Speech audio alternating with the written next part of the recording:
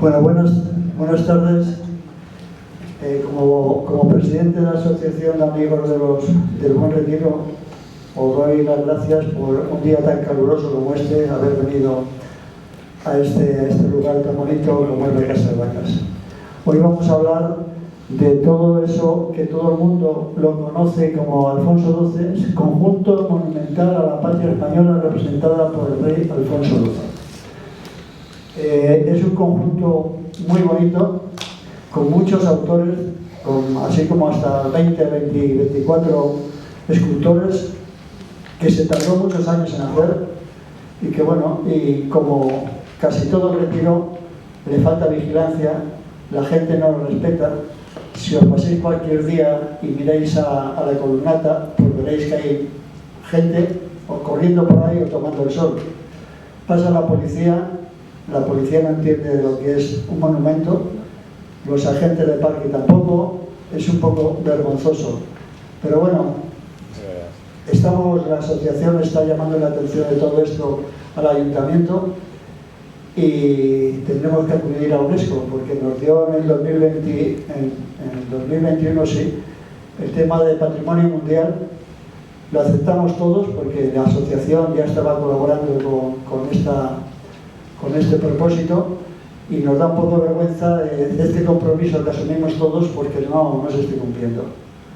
Sin más, os doy paso a la secretaria general nuestra, Rocío, para que nos presente al ponente. Gracias.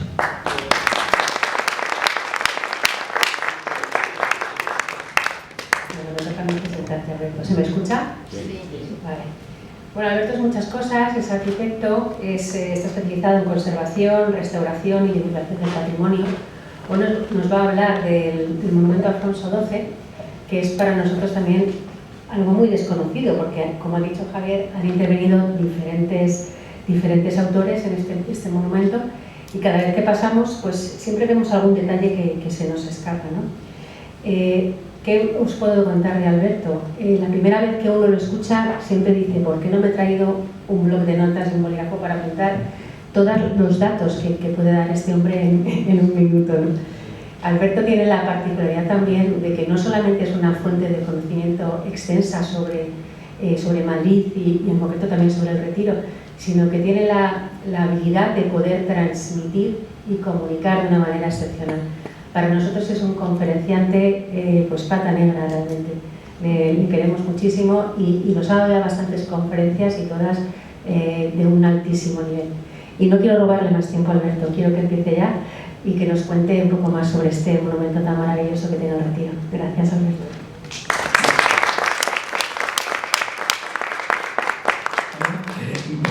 Buenas tardes a todos y muchas gracias por haber venido en esta tarde tan calurosa, pero bueno, aquí parece que nos está mal, con lo cual a lo mejor es un refugio climático y hemos hecho bien meternos dentro, que luego la conferencia puede ser un rollo. Yo en la conferencia voy a tratar sobre este monumento del que se sabe mucho, porque se ha hablado mucho, se ha escrito mucho, hay libros, hay de todo, y al mismo tiempo es un gran desconocido porque, como decía, se ha perdido la documentación original, con lo cual lo tenemos que sacar siempre la documentación a base de prensa y de otros autores de la época. Bueno, voy a dar paso ya a la primera imagen. Esto se va aquí. El monumento es de todos conocidos, verdaderamente es una preciosidad, uno de los monumentos quizás más espectacular de Madrid, de todos los monumentos de la ciudad, en un sitio extraordinario y una imagen que se ha transformado en un icono de la capital y sobre todo del Parque del Retiro. Es la imagen más conocida del parque y realmente el monumento merece la pena por muchas razones. Voy a ir dividiéndolo en capítulos porque voy a explicar por qué este monumento se dedica a un rey. Es el monumento a Alfonso XII el Pacificador, aunque ya como se ha puesto, es el monumento a la patria española. Se pretendía reflejar a la patria en la figura del rey, que es un rey extrañamente popular. Es un rey muy curioso porque es un rey que precisamente viene destronado. Su madre ha sido expulsada en 1868, una revolución gloriosa, y él ha salido al exilio con solo 11 años. Después del reinado de Amadeo de Saboya, boicoteado por todos los por los monárquicos y boicoteado por todos a un lado y a otro, pues Amadeo de Saboya ha abdicado y entra la Primera República con resultados pues también bastante desastrosos, con sus continuos cambios de presidentes y que termina con las guerras estas de las comunidades, que bueno, que aquello acaba siendo una especie de locura, y entonces al final Cánovas del Castillo, conservador, decide que el único modo de restablecer el orden de España es recuperar la monarquía de los Borbones, que lleva tanto tiempo gobernando, pero no hay una figura de Isabel II, que nadie quiere verla ni en pintura, sino de su hijo Alfonso XII, que además al estar en el exilio se ha educado tanto en Viena como en Inglaterra, y en Inglaterra ha conocido de cerca el funcionamiento de una monarquía constitucional, con lo cual tiene mejor educación que sus antecesores y además una formación, digamos, política más avanzada. El rey entra, esta imagen tiene cierta importancia por lo que luego veremos, entra en Madrid el 14 de enero de 1875 en una entrada triunfal. Aquí vemos un arco de triunfo que se levanta en la calle de Alcalá, y aquí vemos pasando el rey a caballo con las tropas, la gente aclamándole bajo ese arco de triunfo hasta la iglesia de las Calatravas, o sea que reconocemos claramente el sitio. Y bueno, esta imagen tiene cierta importancia porque Benlliure asistió a esta entrada y asistió emocionado, hasta el punto de que luego ya veremos que cuando se presente al concurso va a usar el lema de 14 de enero de 1875. De hecho, se sabe que él hizo una figurita del rey a caballo que regaló, era muy joven Benlliure y era un niño prácticamente, pero bueno, hizo una figurita de autodidacta y se sabe que, aunque la figura no se conserva, que la regaló al rey. Pasando esta imagen es muy curioso porque esto es el rey entrando en 1875, en la entrada triunfal del rey, y esta es la entrada triunfal del rey en 1876. Puede parecer que el rey se pasaba entrando triunfalmente en Madrid, pero tiene su razón. ¿Por qué está entrando como el pacificador? ¿Por qué? Porque ha dado lugar al final de las guerras carlistas. Las guerras carlistas, ha habido 3 guerras carlistas a lo largo del siglo XIX, y por fin Alfonso XII va a dar el final definitivo de las guerras. En parte porque esas guerras carlistas había que llamarlas guerras machistas. Una de las razones por las que él tuvo este éxito es porque era varón. Ya no era Isabel II la que defendía el trono, sino que defendía un hombre. Y muchos de los apoyos que tenía Carlos, siendo un hombre, ya les daba lo mismo que fuese un Borbón o quien fuese. En total, todos descendían de la casa de Borbón. Con lo cual, al final, pues tiene muy rápidamente un triunfo y una serie de triunfos militares, pero también unas desafecciones al partido carlista que le permiten en solo un año dar por terminar las guerras y volver a entrar en Madrid. Y eso le va a dar el nombre del pacificador, que luego va a ser el lema que va a tener el monumento. El monumento va a ser Alfonso XII el pacificador, cuando se cargue el monumento. No el rey Alfonso XII, sino el pacificador. He traído también estas 2 imágenes porque esto es muy curioso para analizar los documentos de época. Vamos a tener que analizar muchas imágenes gráficas porque no hay documentación, ya les digo. Vemos la foto real, está la foto del arco que se levantó, un arco de triunfo provisional efímero delante de nuevo de la iglesia de las Calatravas, y vemos el grabado. El grabado está hecho obviamente copiando esta foto, está hecho sobre la foto, pero luego el dibujante ha añadido las tropas triunfantes al rey. Bueno, que el rey Marín parece que se va en vez de entrar, pero bueno, es un modo de representación que hoy día nos podría parecer fraudulento, pero que en realidad en la época eran ilustradores, ilustraban lo que había sucedido. No quería decir que lo fotografiasen, no existía todavía la fotografía como de representación, y por lo tanto las seteas se recreaban para que la gente tuviese una idea. Y es como en los cuadros de historia, todo el mundo está siempre en la mejor posición y todo queda muy bonito, luego la realidad nunca sale así. El rey se hace muy popular también por otro motivo. No solo ha terminado las guerras carlistas, no solo cumple sus mandatos constitucionales, no solo es un jovencito de solo 18 años cuando entra, que siempre, pues eso, al fin y al cabo tiene, sino que el rey es tuberculoso y sabe que va a morir muy pronto. Entonces, en 1885 el rey se permite hacer cosas como estas: ir a visitar a los afectados por los terremotos de Granada, aunque siga habiendo réplicas, o ir a visitar a los coléricos al hospital de Aranjuez, porque total, él se va a morir ese mismo año. Entonces mira, si me cojo el cólera, ¿qué más me da? Si me estoy muriendo de tuberculosis, por lo mismo da. Imagino que eso también le daría una visión especial de lo que iba a durar su mandato, y hizo que esa popularidad que tenía entre el pueblo, ya, también con sus amores desgraciados, con su prima, la reina Mercedes, que muere también de tuberculosis antes de un año de casada, pues hace que el rey sea muy popular.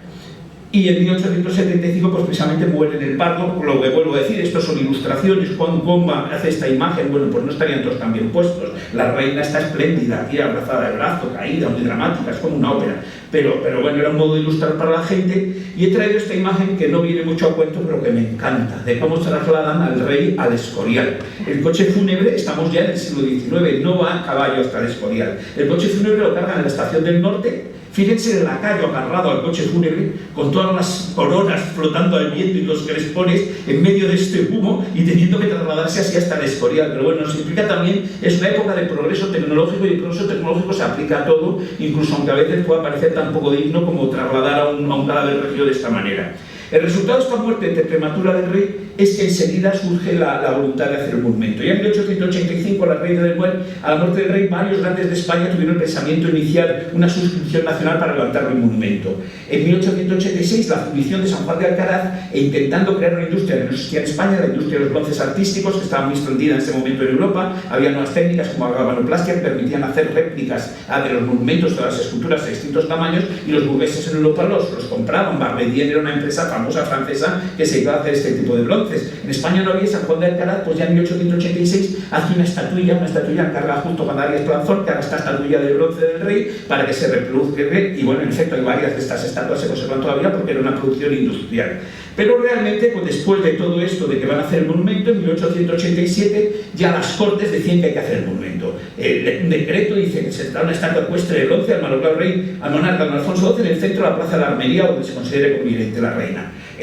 Bueno, pues como de costumbre, no se hace nada. O sea, realmente en 1887 la Gaceta publica esto, y solo en 1894, ya 9 años después de muerto el rey, el Ayuntamiento de Aranjuez, donde él había ido a ver a los coléricos, decide levantarle un monumento. Le encarga esta escultura al escultor Eugenio Duque, y bueno, el monumento, aquí tenemos los modelos. Esto es muy importante, vamos a ver continuamente muchos modelos. Los monumentos de bronce, se hace primero un modelo en pequeño tamaño, luego se replica a varias escalas hasta que llega a la escala definitiva, si el monumento es muy grande, y luego ya se pasa al bronce. Se hace primero un yeso, de ahí se saca un molde, del molde se saca otro contramolde, y luego se reviste de arcilla, se funde y se sustituye la arcilla, se reviste de cera, la cera se sustituye por bronce, y es el monumento que queda. Este monumento se va a levantar en Aranjuez. Y bueno, aquí lo tenemos el día de la inauguración, el monumento aquí en la Plaza de Aranjuez. Aquí vemos cómo están todavía poniéndole el trapito para que luego lo puedan quitar al inaugurarlo, y aquí está en pleno Plaza de Aranjuez, y el monumento todavía se conserva. Esto es otra imagen esto. Pues, fíjense ustedes que esto no es un kiosco de música, es un kiosco provisional con la corona real para las autoridades en el momento de la inauguración. Y aquí lo tenemos todavía, este monumento se conserva en Aranjuez. Pero, por fin, en 1901, es decir, ya han pasado 16 años de la muerte del rey, ese decreto de 1887, o sea que ya han pasado 14 años desde el decreto, deciden llevarlo a la realidad. ¿Por qué? Porque al año siguiente, en 1902, va a entrar en el reinado de Alfonso XIII. Alfonso XIII ha sido hijo póstumo. La reina estaba gobernando como regente, la reina estaba embarazada en el momento de la muerte del rey, no sabía siquiera si iba a ser niño o niña. Al ser niño, bueno, pues era una gran ventaja porque hacía que ya no pudiese volver las guerras carlistas o las guerras machistas, como he dicho antes. Pero en cualquier caso, se decide en ese momento ponerlo en marcha, y se decide levantar ese monumento en la Plaza de la Armería. De hecho, la reina va a aportar una gran cantidad de dinero, y encargan directamente el proyecto a Benlliure. Y Benlliure hace este proyecto precioso, recordando esa entrada del rey en 1875 a la que él asistió, solo que llevándola a la de 1876, donde pone soldados de ambos bandos, gente de los pueblos de España, campesinos, ciudadanos de todo tipo, celebrando, acompañando al monarca en su entrada triunfal. El monarca de 19 años está entrando a caballo. Luego, por supuesto, tiene las típicas figuras de la historia, la gloria, la patria, una serie de bajos relieves alegóricos y unos leones y tal. El monumento, pues, es una pieza magnífica, la prensa lo alaba, todo el mundo lo alaba, excepto los demás escultores, que arman un escándalo tremendo. De repente dicen que por qué se le encarga directamente a Benlliure y por qué no se ha hecho un concurso para levantar el monumento. Entonces surge la idea de hacer un concurso, y al final la presión es tanta, la Academia de San Fernando, los escultores, pues todos tiran para eso, que se decide hacer un concurso y anular el encargo directo a Benlliure. La reina se desentiende ya del monumento, ya no va a estar, no sabe quién va a hacerlo ni dónde lo van a hacer, y bueno, la reina se desentiende, la reina regente, pero el monumento pues sigue el concurso, y se hace un concurso en el que se publican las condiciones que establecen que pueden presentarse escultores y arquitectos, y que el lugar del monumento va a ser el que ellos decidan. O sea, no está un sitio previsto para el monumento exactamente. Se van a presentar 19 proyectos. Por supuesto, uno es el de Benlliure. Querol, que era el escultor que quizá más había clamado contra lo de que no se hiciese un concurso, va a presentarse hasta 4 proyectos. Se van a presentar también varios arquitectos, varios escultores, y la verdad es que el concurso, pues desde el principio se podría decir casi que es un concurso amañado. Amañado, ¿por qué? Bueno, primero porque todo el mundo conoce el proyecto de Benlliure, con lo cual, aunque van con un lema, Benlliure presenta con el lema 14 de enero de 1875, esa fecha en la que le había asistido la primera entrada del rey, pues resulta que, claro, todo el mundo ha visto el monumento de Benlliure, se ha salido publicado en prensa, por lo tanto todo el mundo sabe cuál es el monumento de Benlliure. La prensa lo vuelve a alabar muchísimo porque, claro, la realización es espléndida. Aquí tenemos incluso la efigie que habría tenido el rey. Esta es una efigie que se conserva en el Museo de Benlliure, de la entrada está Alfonso XII joven. Tenemos otros que se ha podido identificar, por ejemplo el proyecto Aniceto Marinas y Jerónimo Suñol, presentado con el título España. Les he puesto dos imágenes porque en torno a este monumento siempre hay cosas muy raras. Fíjense que esto parece la misma maqueta exactamente, bueno, es que es la misma maqueta, pero aquí ya no está esta pieza, ha desaparecido esta cadena con estos pilonos y sobre todo el pedestal es más alto. Aquí la bandera llega por encima del borde del pedestal y aquí se queda por debajo. Ese cambio, ¿cuál es el primero? ¿Cuál es el segundo? La verdad es que no sé ni para qué hicieron ese cambio, pero son cosas muy raras. El caso es que no todos los autores se han identificado. Tenemos autores como este, un tal Iglesia, señor Iglesia. Era el arquitecto de la Iglesia Santos el que presentó este proyecto más bien cutrecillo, con 4 farolitas en la esquina.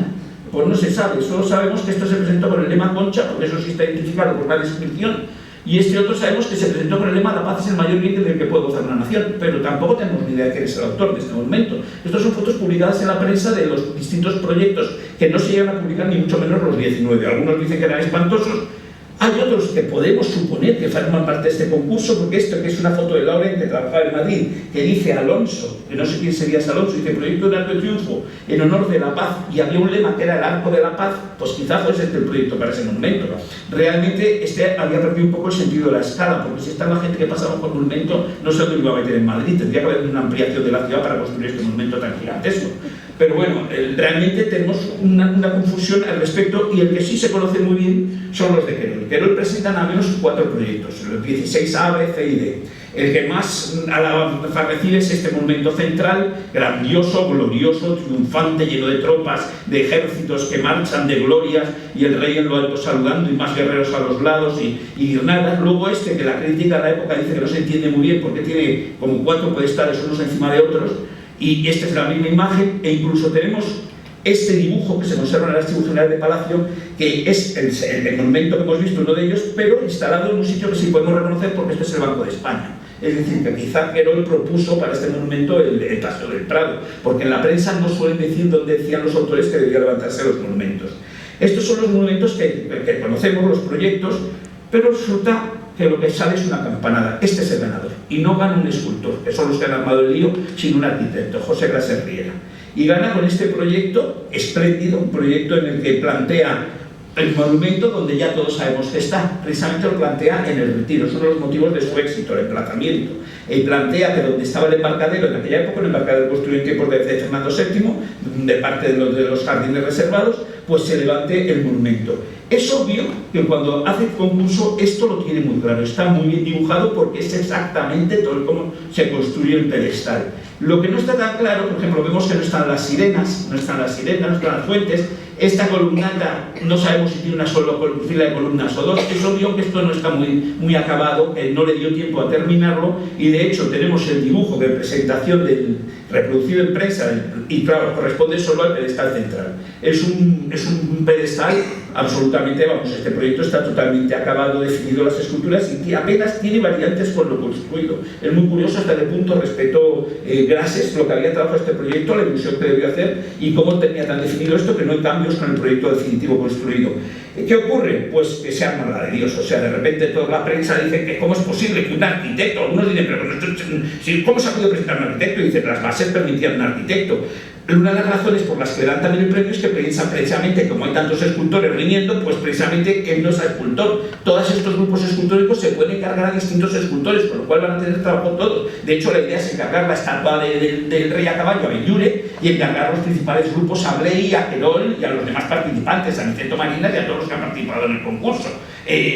Resulta que, bueno, la prensa hace un ataque tremendo y sobre todo Querol enloquece y decide que su proyecto tiene que construirse sí o sí, y entonces le planta la columnata.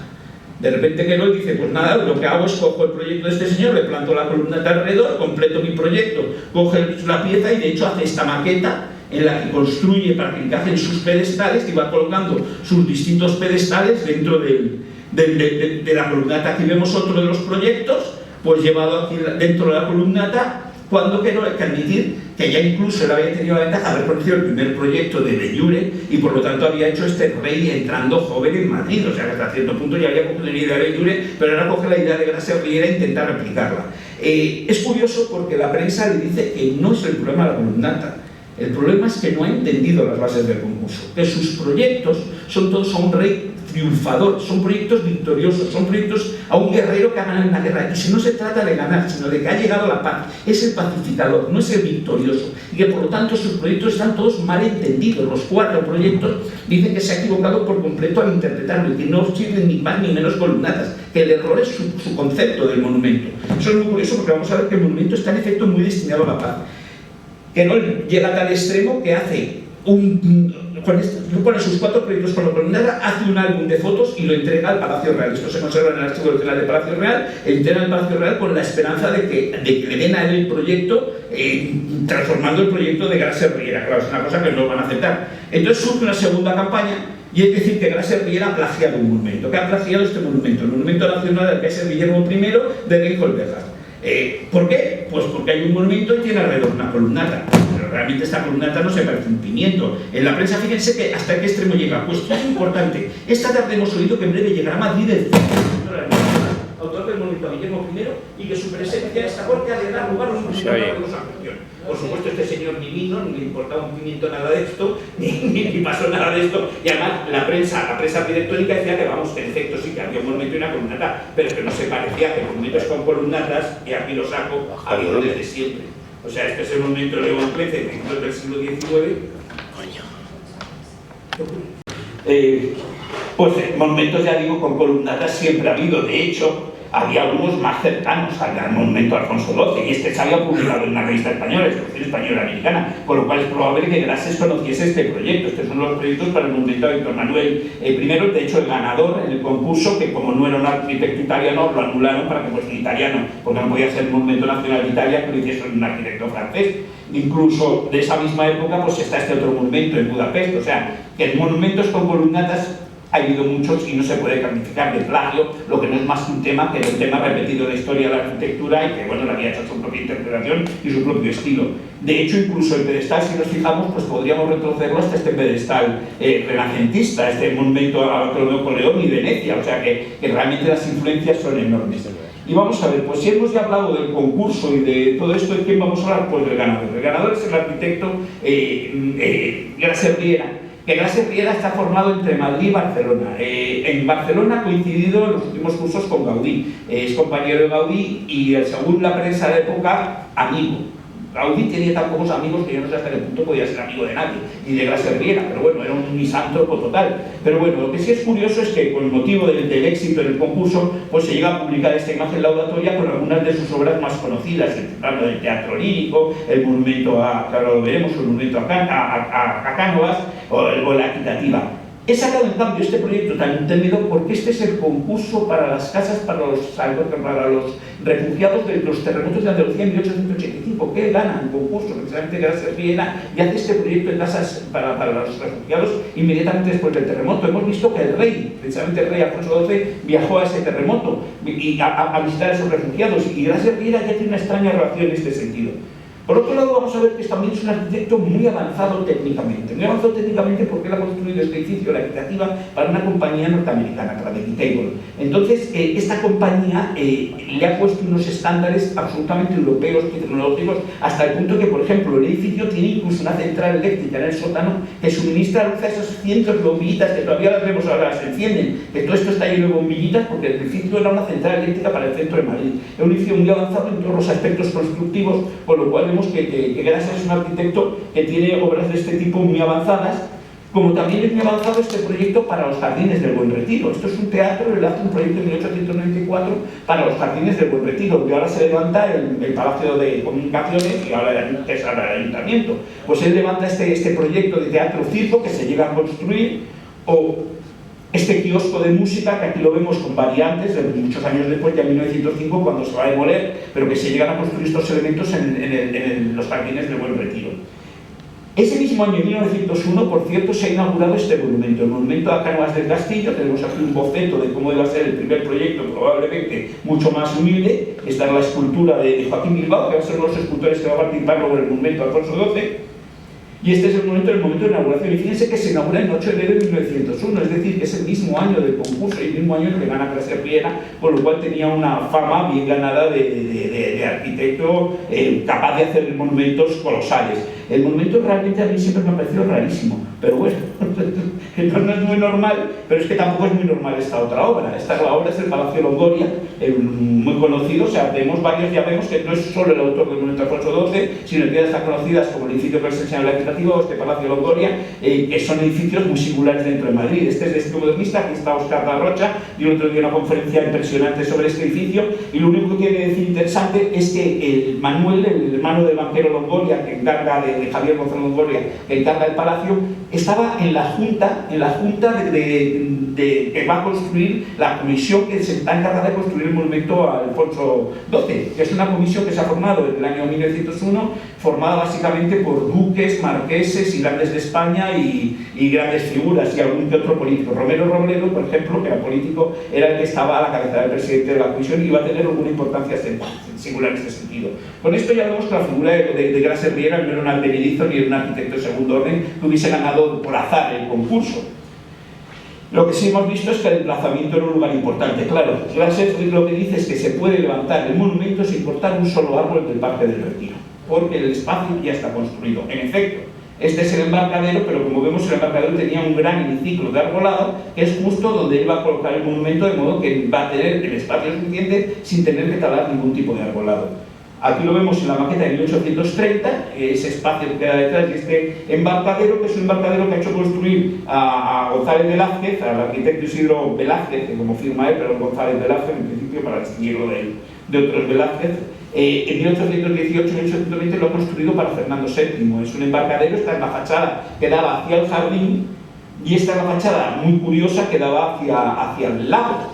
Vemos estas enormes puertas porque aquí es donde se guardaban los barcos, y por eso son también arcos apuntados. El neogótico es un estilo que comienza a apuntarse, a aparecer de moda, pero que también le permite realmente meter árboles con más barcos, con mástiles, de modo que puedan entrar. Hay una bandillita, fíjense en esta bandillita con una puerta, porque este es el lugar donde embarca el rey. Tiene aquí un espacio, una especie de balconcito cubierto, y luego abro esto, y esto tiene una puertecita para embarcarse. En el interior hay un salón hexagonal, es una cosa bastante curiosa. O sea, esta es la puerta de entrada de los jardines y esta es la embarcadera que vemos en el lago.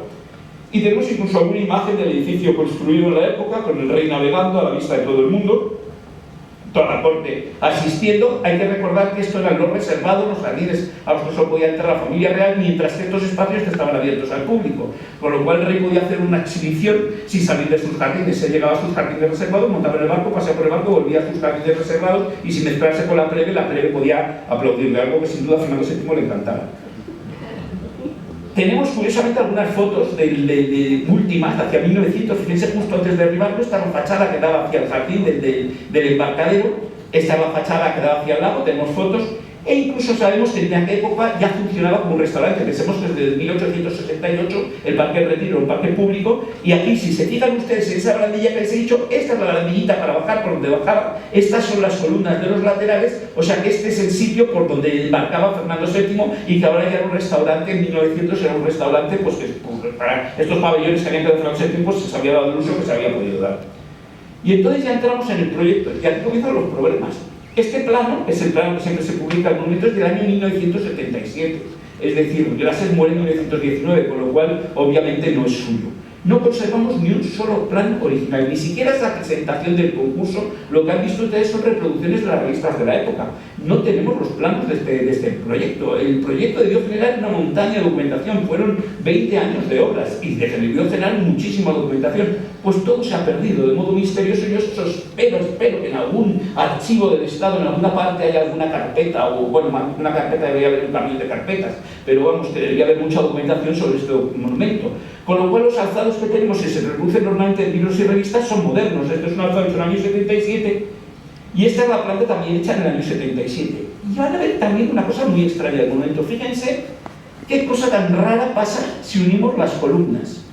Esperaríamos que esto es un semicírculo, pero no. no van a un punto, se van cruzando todas ellas, van formando una especie de parábola.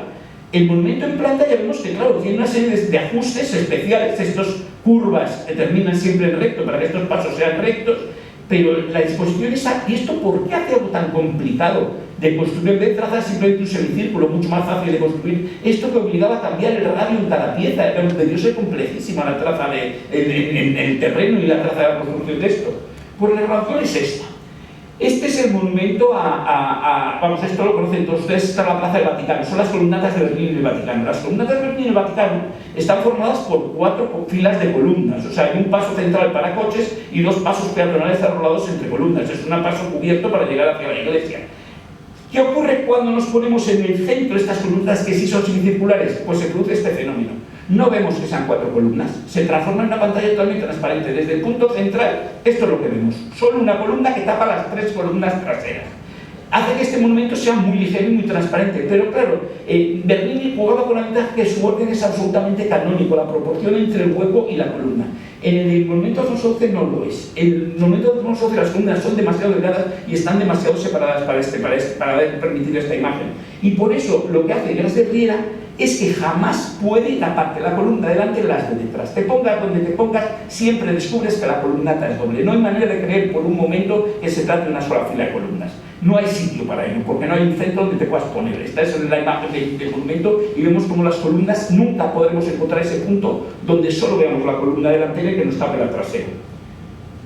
Una segunda cosa que plantea, muy interesante, Gras de Riera, es que, entre que cuando ya se está construyendo, ya se está hablando de destruir los jardines de Buen Retiro porque ya tienen problemas, él plantea que el monumento se va a construir aquí, ven la columna, el semicírculo de árboles, que los bordes del parque, del estanque, que antes eran rectos, se han ido naturalizando, y entonces plantea que como se ha perdido el embarcadero, porque este era el sitio del embarcadero donde estaba ese café-restaurante, pues que hay que construir un nuevo embarcadero donde está el actual. Y él plantea construir aquel embarcadero y enfrente, delante de la fuente egipcia, un café-restaurante. Un edificio muy lujoso, vemos las dársenas donde van a entrar los barcos para que puedan montarte en ellos y el muelle donde van a entrar las barquitas normales. O sea, hay 2 tipos de barcos aquí entrando y tal. Bueno, es un edificio que habría estado muy bien de construirse. Y delante de la fuente egipcia va a plantear que la fuente egipcia, que realmente ahora tampoco se ve desde el estanque apenas, va a plantear un restaurante magnífico, un restaurante que va a ser un restaurante que ya lo hemos visto en la imagen previa, está dentro del agua. O sea, realmente va a tener 3 terrazas directamente asomándose sobre el agua.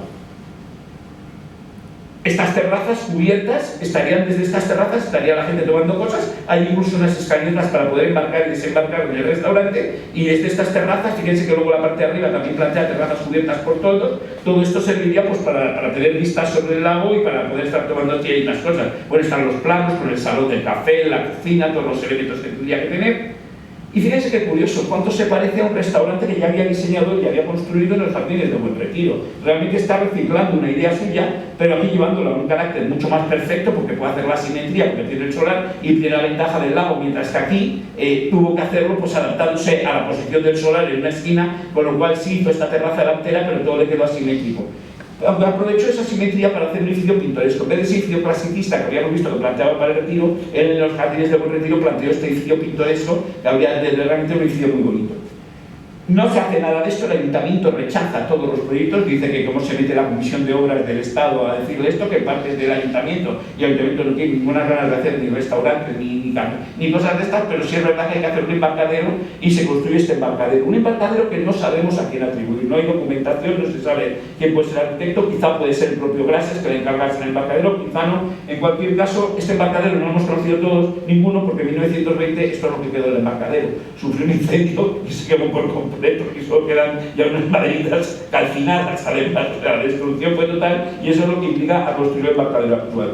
Después de todo este proyecto, que ya os digo mal conocido porque tenemos poca documentación, en 1902 se coloca la primera piedra. Esta es la invitación para asistir a la colocación de la primera piedra. Ya vemos que hay una maqueta, luego vamos a ver este tema de la maqueta. Dice el 18 de mayo, pero al parecer la inauguración, según la prensa, fue el 19 de mayo. Se retrasó un día porque el 18 de mayo era la jura del rey Alfonso XIII en las Cortes y realmente le habían hecho tantos actos que era imposible. Cuando se hace el concurso en 1901, el primer proyecto, cuando se encarga la Benlliure, la idea era ver si podía inaugurar el rey el propio monumento. El día de la fundación, fíjense, en este momento solo se va a plantear que puede ponerse la primera piedra, no se va a hacer nada en el monumento.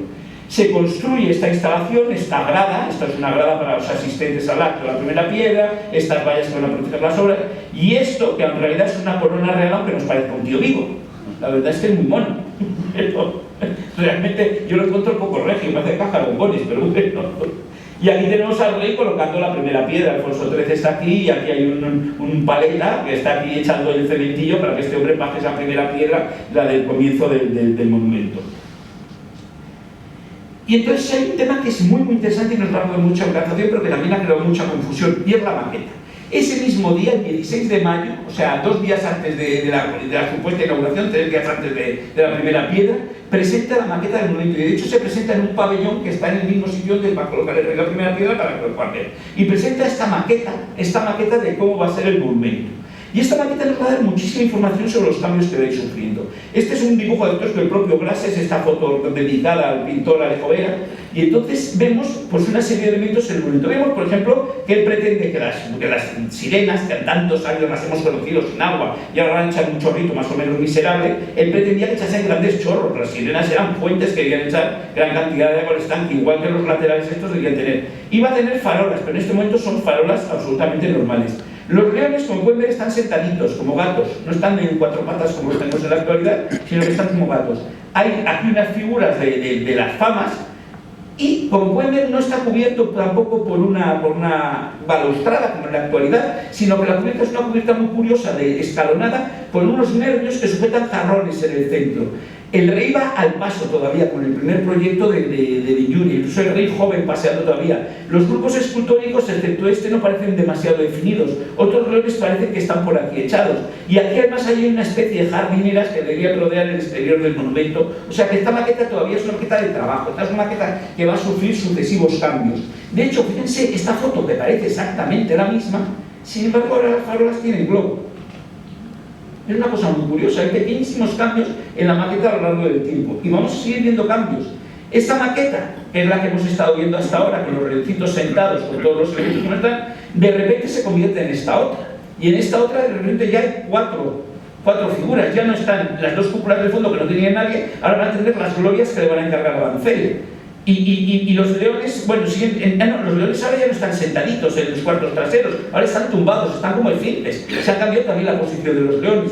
Van surgiendo pequeños cambios cada vez que vemos la maqueta, que además se exponía en una sala en la que se había pintado un cielo detrás y se habían pintado los árboles, de modo que es una imagen más realista de cómo va a ser todo el monumento. Aquí tenemos una foto bastante buena, vemos al nivel de detalle. Esta es la maqueta ya casi definitiva. En esto ya los grupos escultóricos, luego lo veremos, son los grupos escultóricos tal como se han encargado. Vemos que ya es el rey, como lo plantea como lo plantea Benlliure, el rey en la posición actual. En las anteriores, el rey todavía no tenía el brazo bajado aquí ya estaba fijo, no estaba en la postura definitiva. O sea, vemos que la estatua del rey se ha sustituido por una estatua que ya es la que ha hecho Benlliure y la que va a hacer Benlliure. Vemos las famas que también son las que va a hacer, que no se van a llegar a construir, pero que son las que va a hacer Benlliure. Vemos de repente que los leones se han puesto de pie, como en el monumento actual. Los leones han cambiado de postura también. Y vemos que las farolas se han transformado ya no en farolas normales, sino en farolas escultóricas, que les van a encargar a llaneces. Esa maqueta tan perfecta es la que ha generado el caos que hay siempre de que este monumento perdió muchos elementos. Por esta foto, esta es una foto, es un trucaje, como les he dicho, en esta época se hacía la representación, ilustraban, no querían sacar la realidad. Entonces, en un momento dado, un periódico, para darle más realismo, pues pone un trucaje, pone gente de verdad, aunque a una escala enorme, porque entonces gente sería demasiado grande para proporcionar el monumento y no está exactamente la perspectiva, pero mezcla una foto real de gente navegando en el lago con la maqueta.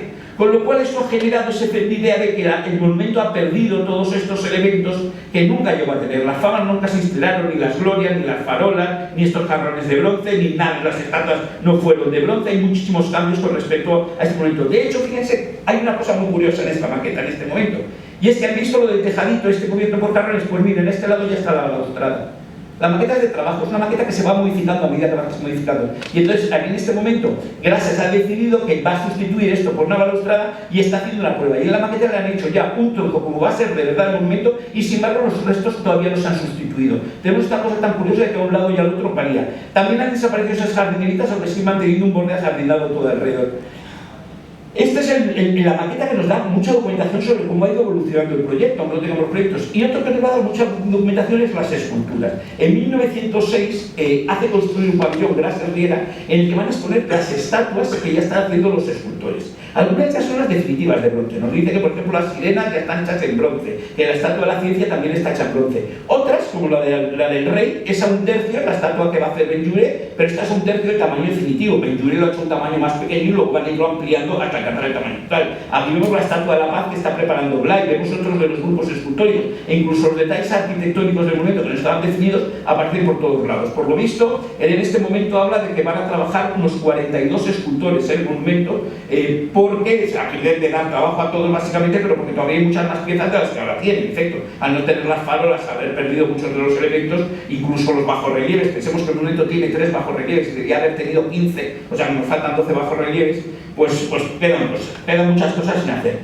Y los escultores pues van a ser, vamos a ver, aquí tenemos la estatua puesta de Alfonso XII por Mariano Benlliure, valenciano, que se publica en la época. Benlliure está muy disgustado. La verdad es que hay que decir que él ha admitido el encargo, pero y le han encargado la gran estatua, pero él dice que a esa altura lo que puede hacer él, dice, lo único que importa es el caballo, porque al rey no le va a reconocer ni su padre. Una estatua tan alta, pues ya mirar lo que importa el rey. Entonces él, eso sí, ha pedido al Palacio Real que le dejen entrar en las cuadras, que le saquen los mejores ejemplares de caballos y decide hacer el caballo más bello que pueda hacer posible. Entonces él, precisamente lo que trabaja mucho es el caballo, más que la figura del rey, que la considera que a esa altura no tiene. Dice, la estampa que va a generar es ver el caballo, la silueta del caballo sí va a tener importancia, porque esto solo se va a ver de lejos, no se puede ver de cerca porque el pedestal es altísimo.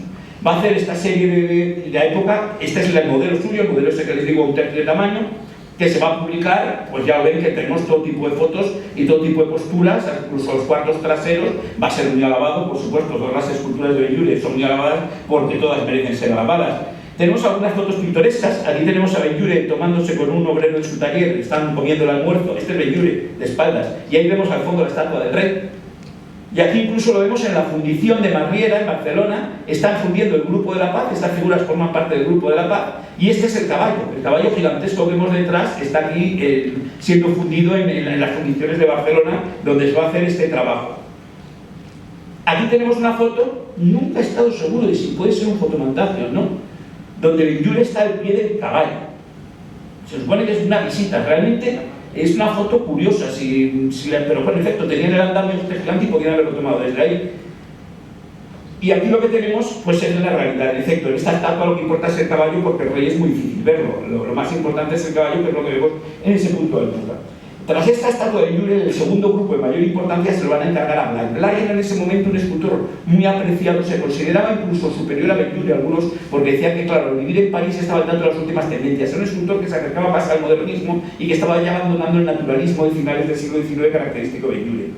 Ese escultor le van a encargar que haga la paz, pero la paz la ha decidido muy claramente Grases Riera. Esto es una pieza clave del monumento. O sea, Grases Riera tiene muy claro lo que quiere representar, que es todo lo contrario de lo que quiso representar Querol.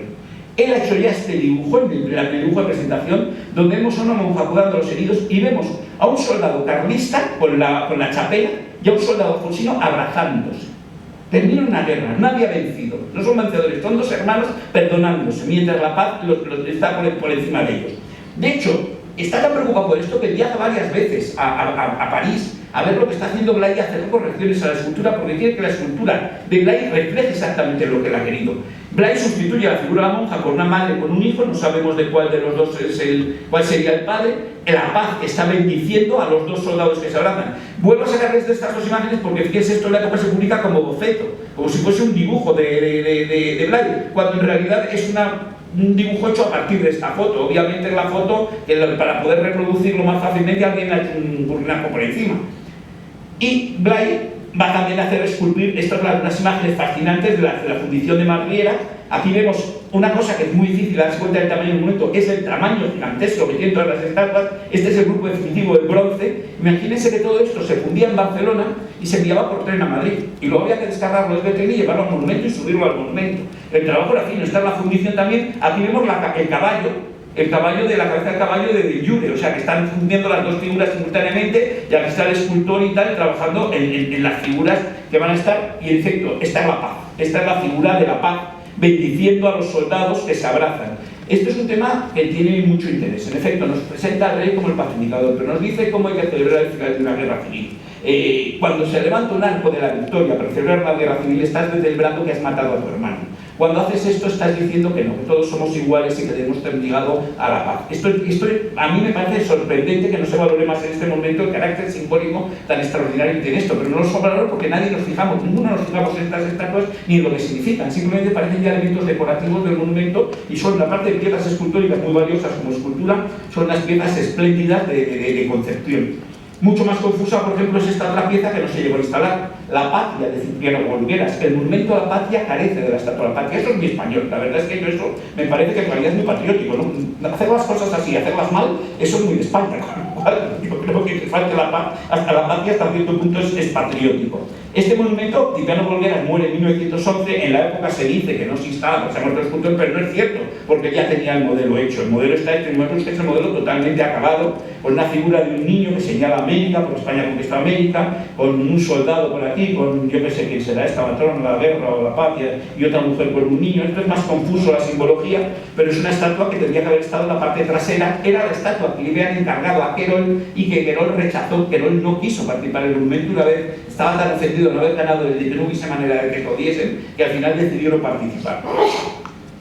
Otro escultor que va a participar, que ha estado en el concurso, es Aniceto Marinas. Aniceto Marinas iba a hacerlo, se había presentado con Suñol, iba a hacer la estatua al mismo tiempo con Suñol.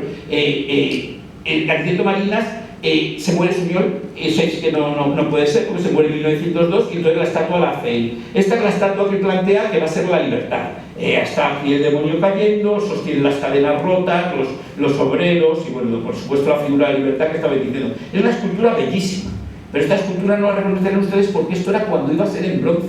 El proyecto es que todas las esculturas eran en bronce, como hemos visto en la maqueta, los leones, las estatuas, todo iba a ser en bronce. Y resulta que como no había presupuesto al final del monumento, de hecho se gasta mucho menos de lo presupuestado en las esculturas, porque nunca las costaciones que se hacen para ganar fondos nunca funcionan. Esta es la estatua definitiva, cambia por completo el concepto. ¿Y por qué cambia el concepto? Fíjense cómo es la estatua anterior y cómo es esta. Porque claro, en bronce tú te puedes permitir estirar un brazo y hacerte una serpiente.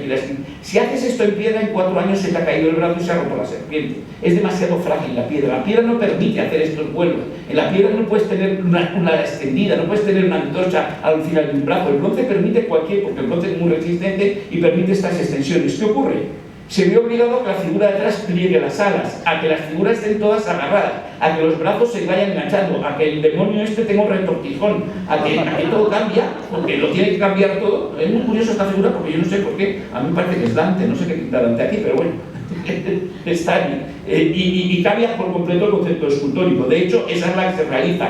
Vemos que esta sí es la réplica exacta de esta última escultura hecha yo creo que estas estatuas son de mármol. Las dos del monumento son bastante buenas. La piedra ha resistido muy bien el paso del tiempo, porque el monumento que es mucho de la Ermista Novena y no está resistiendo demasiado bien. La Ermista Novena en Madrid da bastante mal resultado. A Miguel Ángel Trilles se le encarga el progreso. El progreso, esto es muy extraño. Esto debe ser el boceto que está precisamente trabajando en esa estatua, está con una réplica pequeñita de está trabajando en la estatua del progreso, y sin embargo esto es lo que se publica en prensa. Probablemente es que era un grupo en el que pensaban poner más figuras por delante. También vemos que hay una figura en bronce y también pasa lo mismo, las alas extendidas muy delicadas, la antorcha sostenida en lo alto, la postura, todo permitía el bronce y por supuesto no va a poder ser así. El monumento va a poder tener que estar todo mucho más sujeto, mucho más enganchado con este Pegaso detrás. Todas las figuras tienen que formar mucho más un bloque para poder ser resistente. Aquí lo tenemos en el momento de inauguración y aquí lo tenemos en el estado actual. La agricultura se le va a encargar a José Alcoberro, que es un escultor catalán. Hay muchos catalanes en esta obra. Hay que decir que el monumento de Alfonso XII es un monumento prácticamente catalán. Alcoberro, la agricultura va a ser esta figura. Es muy académica, porque es un gran escultor, pero en este caso no ha superado el rango académico. Es una escultura muy canónica, perfecta, con la hoz que sostiene, bueno, las representaciones características de la agricultura, pero no es una obra, digamos, de gran inspiración. El rostro no dice gran cosa, pero bueno, es una escultura tan correcta como otras muchas, como por ejemplo esta escultura de la ciencia de Manuel Fusal, otro escultor catalán. O sea que aquí vemos que el arquitecto era catalán y muchos de los escultores van a ser catalanes. Manuel Fusal va a hacer este proyecto. Como vemos, siempre estoy sacando fotos de los bocetos, de los bocetos previos.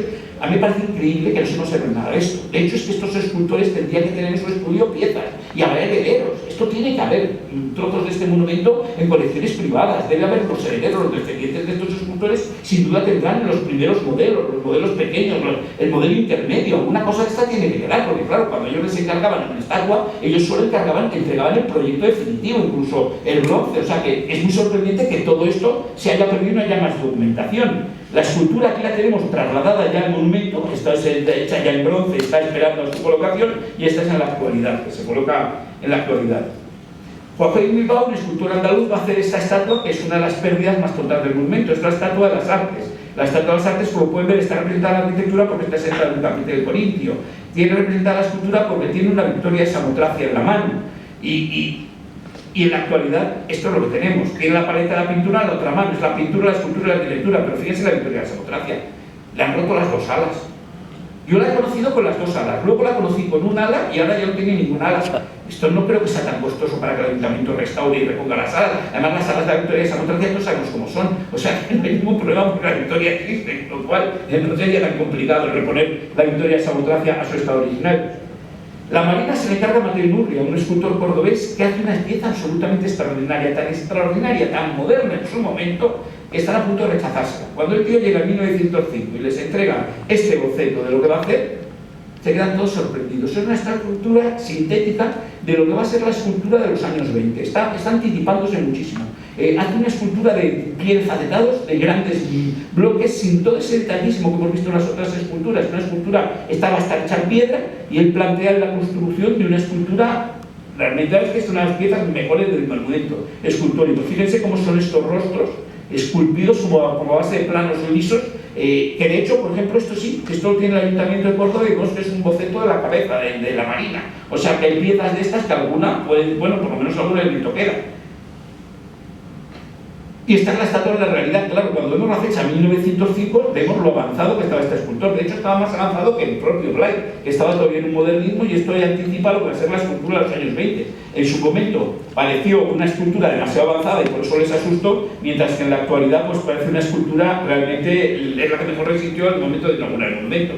Fíjense la diferencia con esta estatua mucho más trabajada, mucho más tradicional, de Josep Montserrat, otro escultor catalán que está trabajando en el monumento. Este es de nuevo el boceto y esto es la figura. Y el boceto nos dice una cosa muy curiosa. Miren lo que iba a haber aquí, y no lo hay. Hay decoración escultórica que no se llegó a hacer. Quizás estaba pensado en bronce, quizás eran añadidos de bronce que pretendían, quizás son cambios como estas guirnaldas que pongan los carteles. No sabemos, pero realmente estas piezas nos permiten estudiar cambios pequeños que se han producido en el monumento. Las sirenas en 1905 ya estaban todas. Y curiosamente son todas catalanas. Antonio Parera de Barcelona, Antonio Colipí también de Barcelona. Todos son escultores catalanes. Luego voy a explicar por qué hay tanto escultor catalán, que tiene su sentido. Esta es una foto antigua de las dos sirenas que acabamos de ver. Y estas son en su estado actual. Son dos piezas realmente. Las sirenas son bellísimas, son unas figuras muy espectaculares, algunas mejores que otras. Esta es muy buena la resolución de la cabellera.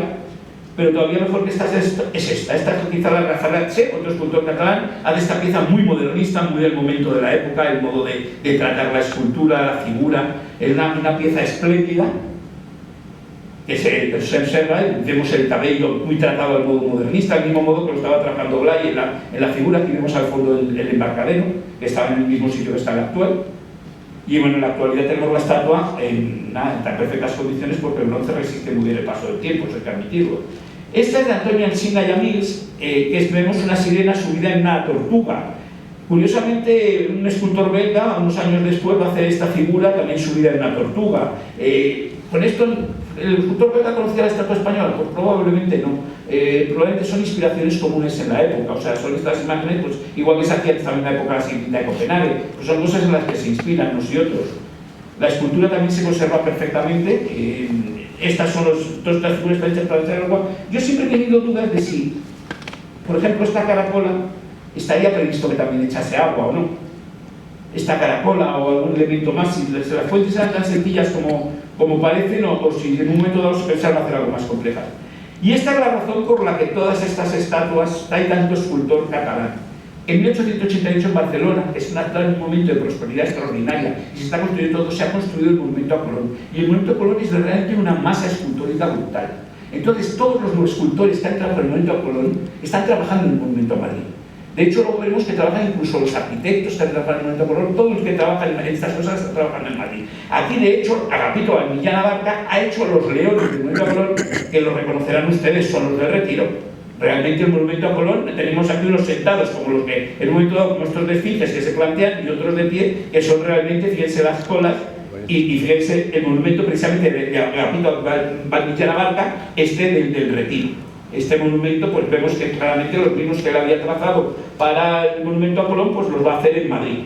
¿Qué pasa? Que en Madrid, él los había hecho en bronce, en Madrid los hace todos en piedra. Estos curiosamente hacen 2 y 2 los leones. Pedro Estany, que también es arquitecto, y Pedro Estany además tiene un segundo papel, va a hacer toda la escultura del monumento, todo lo que son los pedestales, todos los elementos escultóricos, los va a hacer en equipo, por supuesto, pero él va a ser el tracista de toda la escultura del monumento. Pedro Estany, que también es catalán, van a hacer 2 y 2 leones cada uno. Y aquí tenemos los leones con niños, y de nuevo Eusebi Arnau, catalán, este es Ostense, José Capelli, catalán, Antoni Bofill, catalán. O sea, estamos de nuevo con que prácticamente toda la escultura de este monumento está hecha por escultores catalanes. Y aquí lo que vemos, viendo uno de los de Arnau, es que los leones no iban a tener la hojarasca que tienen debajo. ¿Por qué? Porque estaban previstos en bronce. Cuando tú haces bronce no necesitas poner, igual que el caballo necesita tener hojarasca bajo la barriga, los leones no. Eso sí, esto no se puede hacer en piedra, porque este león en piedra, con el peso enorme de esta masa, estas piezas quiebran. Habría quebrado las patas y se habría roto. Por eso los leones se modifican. También Francisco Javier Escudero tenemos estas fotos muy bonitas de los leones que no se parecen exactamente a los construidos, pero que tenemos estos diseños suyos para los leones con los niños que aquí ya parece que estos ya tienen una cierta aceptación de que van a estar ya trabajando en la piedra. Y las famas se van a encargar a Ricardo Belver. Ricardo Belver ya había hecho una fama famosa, estaba encima del monumento. Esto es el cementerio de San Isidro, y este es el panteón de Goya, Menéndez Valdés y una serie de Moratín y tal, que estaban todos enterrados juntos antes de que a Goya lo trasladasen a San Antonio de la Florida, y esta es la estatua de la fama que había hecho Ricardo Belver. Como es lógico, después de esa fama que había tenido mucho éxito, pues le encargan las famas. Estas son las famas que él plantea para el monumento. Sabemos que se llegan a hacer los modelos, es decir, que estas famas también estuvieron a punto de fundirse, pero no se llegaron a fundir. Estos sí que tenían que ser a fuerza de bronce, imagínense en piedra, esto rompería por aquí seguro, esto tenía que ser piedras en bronce. Y volvemos de nuevo a los plagios. Esta es una fama en 1897 por un escultor alemán, Robert Hess. Bueno, pues se parece muchísimo a Madrid, pero es que claro, una fama es una señora que vuela y toca una trompeta, pues es que parece tan natural, casi la postura, que lógicamente no puede ser de otra manera. De hecho, se parece muchísimo también a las glorias que había previsto Joan Mancel. Estas son las glorias, fíjense, estaban ya perfectamente delineadas en la última maqueta. La maqueta de trabajo que tiene un nivel de precisión enorme. Me habría gustado a mí ver esa maqueta porque debía ser muy grande. Para toda esta escultura también refinada, tenía que ser muy grande. Y estas son las farolas, fíjense, estas farolas son niños que iba a hacer José Llaneces, que José Llaneces, bueno, Mancel también era catalán, y José Llaneces, bueno, Belver es madrileño curiosamente a pesar del apellido, pero José Llaneces se suicida en 1919. No creo que se suicidó de carrera porque no se pusiesen las farolas, pero es que en 1919 muere Grases y va a cambiar mucho la concepción del monumento. Por supuesto, Pedro Estany, que les he dicho que había hecho 2 de los leones, pues fíjense lo que va a hacer. Va a hacer toda esta escultura, va a ser de Pedro Estany. Toda la labra del monumento pues la se va a encargar de ir haciendo. Todo esto está traído porque este es el escudo de Madrid, el escudo histórico con el dragón y el oso, el escudo que ya no se ve nunca, el dragón nos lo han robado. Y aquí tenemos distintas figuras en las que todo el entablamento del monumento va a estar con figuras de niños haciendo labores alegóricas de la industria. Aquí están produciendo el vino, aquí están cosechando, aquí están trabajando con la forja. Todas estas figuras que van a ser los escudos de las provincias españolas con los niños trabajando. Toda esta es una escultura que va a dirigir Pedro Estany. Luego ya vamos a ver cómo se hace in situ. Y vamos a avanzar, que hemos visto toda la estructura que va a llevar el monumento, hemos visto incluso el estado en el que está en la actualidad, y vamos a ver la construcción. En 1902 se convoca la primera subasta de las obras. Y la obra, en la dirección de obra, cae en un arquitecto de Tortosa, Francisco Escudebos, otro catalán. El andamio central es de obra del arquitecto catalán Juan Torres Guardiola, otro catalán que va a hacer esto porque es el que ha hecho el de Colón en su día, mucho más grande. Lo que pasa es que en Madrid, aunque es más bajo, solo tiene 40 metros, eso sí, fíjense qué altura tiene el andamio para levantar. El monumento tiene 30 metros, la parte central es enormemente alto. Y fíjense, 30 metros es una altura, un edificio de 10 plantas. No nos damos cuenta cuando vamos en un momento la altura que tiene. Esto tenía 40, esto es como un edificio de 13 plantas lo que tenían aquí construido. Fíjense cómo la gente, para poder construirlo, que es un concepto muy moderno, porque lo que tiene es una grúa puente que les va a permitir ir subiendo los bloques y ir montando con mucha más facilidad que con los andamios de madera tradicionales de esa época. De hecho, en la época dicen que una de las elegancias que tiene es que en este no hay arrastramientos, no hay cruces de San Andrés, que sí las usó en 1888, todos estos cables para firmarle de Barcelona. Ha refinado la técnica y lo ha hecho esto. A esta pieza que ha hecho el Torras le añade, y Grasser Riera esta otra solución tan ingeniosa. Grasser Riera hace construir una grúa, que diseña él mismo, una grúa puente que va sobre ruedas, sobre unos raíles que rodean las dos columnatas. De modo que las puede ir desplazando, y esta columna es desde donde van colocando las columnas y van colocando todas las piezas. El monumento van levantándolo todo así, columna a columna, y se pueden desplazar alrededor. Es una solución que en la época admira mucho porque se está eliminando la madera, porque ya les digo que Grasser era un arquitecto muy moderno tecnológicamente, entonces estas cosas pues a él le gustaban. De hecho tenemos esta foto preciosa donde vemos cómo están las columnas aquí alineadas para subirlas, están subiendo unas columnas y está esta grúa, y vemos claramente cómo es a cada lado del monumento hay un rail que le permite desplazarse y permite ir montándolo todo. Y así prescinde en buena medida de andamios de madera. También sabemos que en un momento dado hubo un accidente, que se cayó una columna y tiró toda esa hilera, pero como hacían curva, se pararon enseguida. Si hubiesen sido rectas, habrían caído todas. Pero bueno, lo típico, cayeron como un dominó. Aquí tenemos las fotos del comienzo del monumento, que vemos que aquí ya se han construido las columnatas, solo con la parte inferior del entablamento, solo se ha hecho el arquitrabe para atarlas, la parte de arriba, y se está comenzando a levantar el pedestal central con esa gran grúa.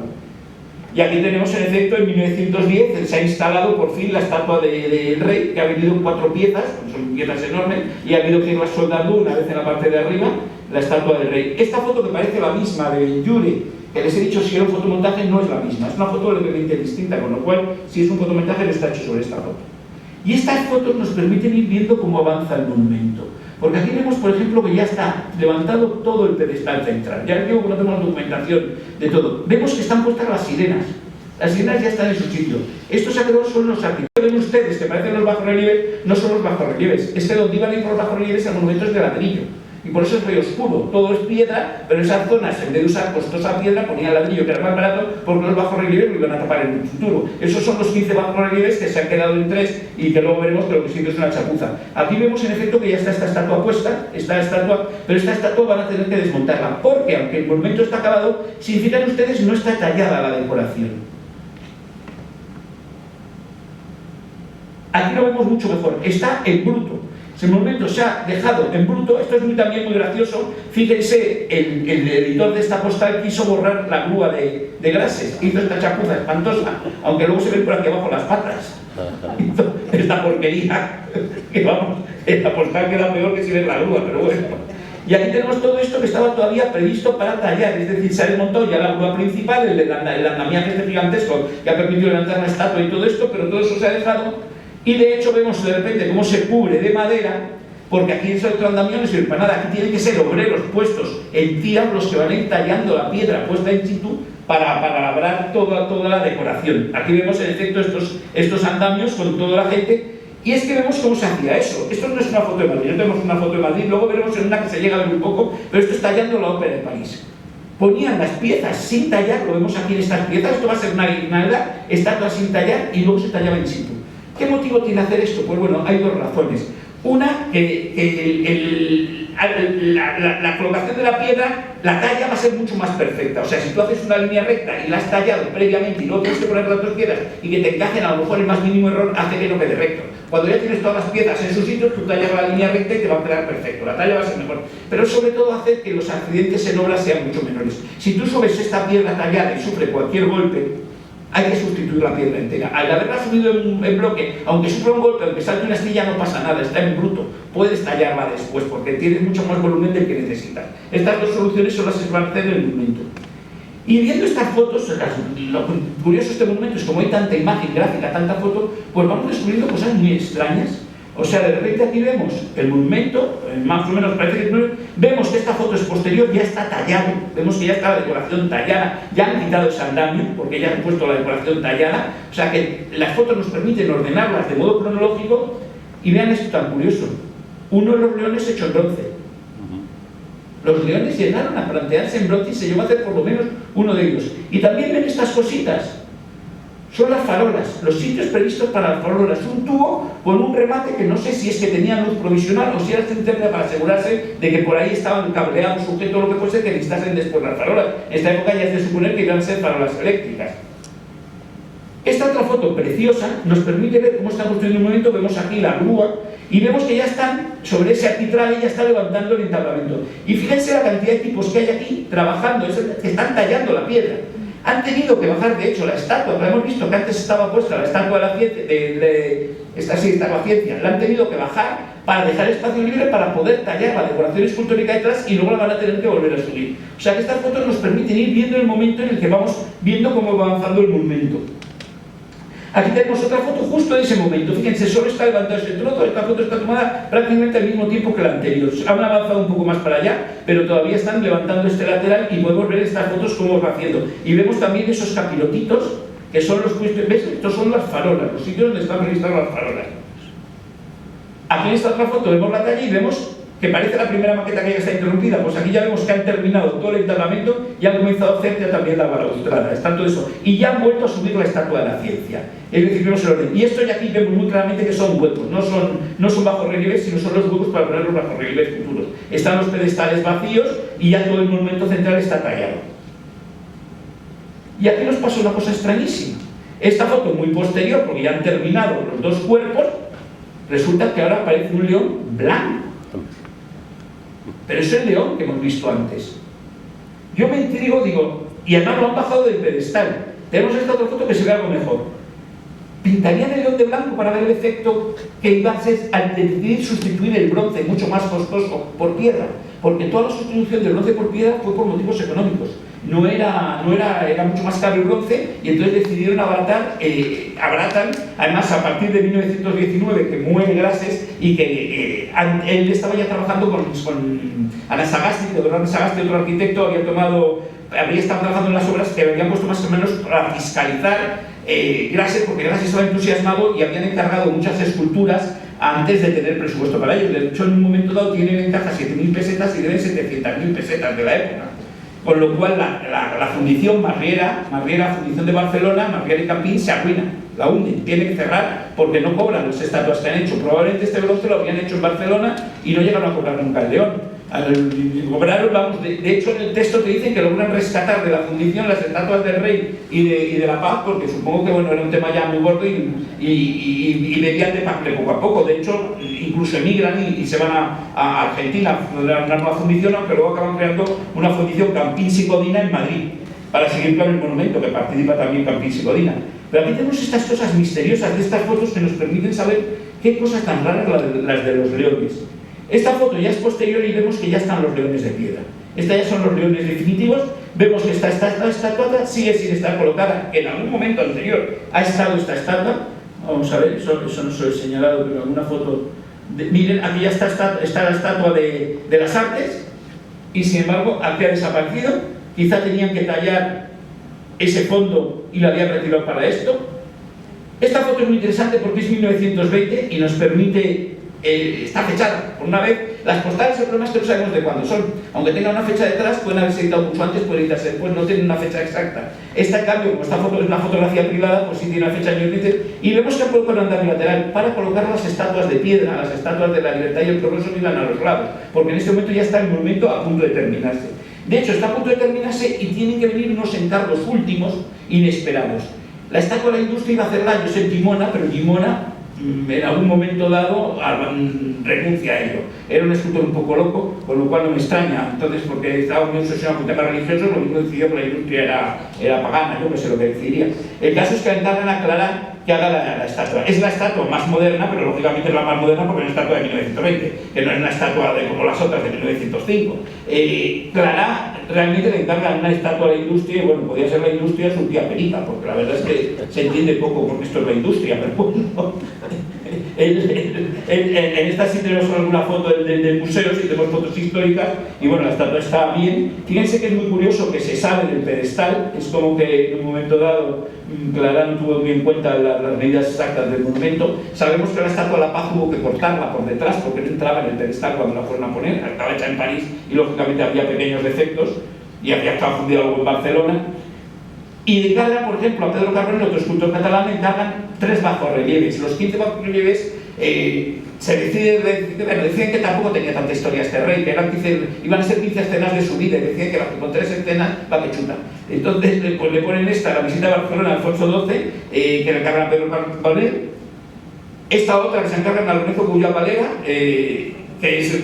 Curiosamente es un escultor con un estilo mucho más tradicional. La visita de Alfonso XII a Andalucía después de los terremotos, pero es un bajorrelieve realmente muy bonito. Era muy especialista en bajorrelieves, hacía incluso bajorrelieves para portadas de revistas.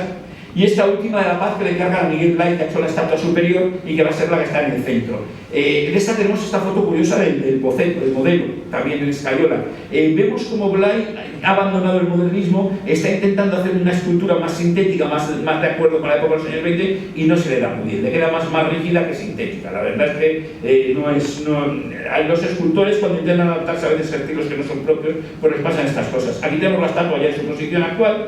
Y aquí tenemos por fin la inauguración del monumento en 1922. Ahí está el rey Alfonso XIII, está la reina viuda, la viuda de Alfonso XII, María Cristina de Habsburgo, y vemos precisamente ese bajorrelieve de La Paz en la parte de atrás. El 3 de junio de 1922, después de 20 años de obras, termina el monumento. Gracias, en el 19 estaba ya desesperado. Decía que en Europa se hacían estos monumentos sin ningún problema, que los hacía el Estado, que aquí era increíble, que todo dependía de que diesen dinero los nobles o diesen dinero los... Por ejemplo, la Estatua de la Patria le iban a pagar los bancos, y claro, por eso no se hizo, porque los bancos no sueltan un duro. Nos quedamos sin patria porque los bancos son eso, unos vendepatrias, aquí ya no tenían ningún interés en sufragarlo. Entonces, claro, este monumento le tuvo un poco desesperado al pobre Gracias. Teodoro Sagasti decide terminarlo por las bravas, sin ni famas, ni bronces, ni nada. Esto se abarata, se acaba en cualquier 4 días, porque no hay presupuesto y no vamos a seguir esto eternamente hasta que se termine. Por eso no se acaban los interiores, no se instalan muchas cosas. Y de hecho, cuando se inaugura, esto es una revista de inauguración, dicen que es un monumento del siglo XIX. Dicen que claro, ha pasado tanto tiempo que el monumento se considera pues un interesante conjunto de escultura de finales del XIX y principios del siglo XX. Ya no es la escultura del año 22. En el año 22 ya está llegando la modernidad y este monumento pues se ve como un resto del pasado que se ha quedado descolocado. Pero aún así todavía le falta una cosa. Y es que, claro, está el hueco de la Estatua de la Patria. Y el hueco de la Estatua de la Patria es muy cantarín, tiene incluso una ventanita. O sea que aquí tenía que estar la Estatua de la Patria y ha quedado esto. Entonces, lo vemos muy claramente cuando vemos las fotos laterales. Fíjense cómo está el pedestal de la Patria. Es que está, claro, es claramente un pedestal donde tenía que haber habido un grupo escultórico tan importante como estos. Y no hay nada en su lugar. Y de repente vemos que aparece una cosita, unas volutas con algo en el centro, y lo resuelven poniendo una guilita. Dicen, bueno, pues así tapamos la ventana. Y ya, pues más o menos, pues hemos salido del paso.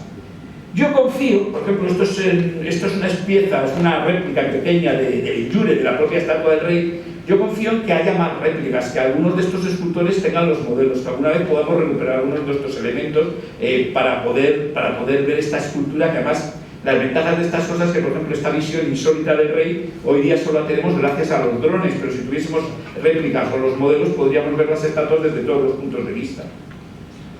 El monumento después ya tiene poca historia. Esto es en el año 34, que lo pintan con pintadas, unas pintadas muy cuidadosas, porque esto, que es los sitios donde tenían que estar los bajorrelieves que no se pusieron, no es ni siquiera piedra, esto es un revoco de cemento pintado con pintura, con lo cual el vándalo era muy poco vándalo, fue un vándalo cuidadoso y dijo, bueno, solo estas cosas que le pueden dar otra manita de pintura, no estropeó la piedra, no estropeó los bronces, son unas pintadas muy educadas. En el año 33 hay esta propuesta de sustituirlo por una estatua de la República. Yo creo que era irrelevante realmente, ahí sí hay algunas propuestas de incautar el monumento, de transformarlo, pero entre que Alfonso XII no era un rey que levantaba grandes odios y que el monumento, el Parque del Retiro, tampoco era un monumento en el centro de la ciudad, donde todo el mundo pasa obligadamente, con lo cual yo creo que no hubo grandes problemas, menos mal que no hacen el cambio, porque la verdad es que el monumento tiene una unidad que esto no le pega mucho, no vamos a engañarnos, y hay que decir que, claro, lo que tenemos ahora es que estas esculturas que en su día se hicieron en piedra modificando los diseños originales de bronce, pues que están ahora los originales hechos, la verdad están hechos polvos, estos monumentos habría que guardarlos porque están todavía estropeándose aún más, pero vamos, estos están muy dañados. La piedra, la arenisca de que se usó para los leones era malísima, sufrió muchos daños el monumento y realmente han sufrido tantas restauraciones que ya son irreconocibles. Lo malo es que las réplicas en bronce son espantosas. O sea, qué patas, qué horror. Es que claro, están hechas a partir de estos modelos que estaban tan desgastados, tan dañados, que realmente las réplicas en bronce, que están firmadas con las firmas de los autores, porque han reproducido las firmas, no tienen nada que ver. Fíjense en este caso, por ejemplo, que tenemos una foto antigua, que vemos lo fina que es la talla de todo esto, y lo tosca que es el bronce. Es que claro, es una especie de cosa borrosa y claro, porque está hecho ya a partir de la estatua muy degradada. De hecho, fíjense la curva del rabo, qué elegante era, qué correcta, y como ahora hace un pliegue aquí. Es que claro, los rabos no son ningún original, estaban todos rotos. Y lo malo es que esto sigue firmado y los autores siguen apareciendo que esto es de Valdilla Navarca. Valdilla Navarca, de este león de bronce, dice que no ha hecho eso en su vida, que él no es un chapucero. Realmente este es el problema. Las estatuas tenían que estar previstas para bronce y no se hicieron como era previsto, pero claro, sustituir la piedra por el bronce, los escultores ya hemos visto que siempre lo planteaban de modo muy distinto. Por lo tanto, este es el gran error del monumento y con esto he terminado.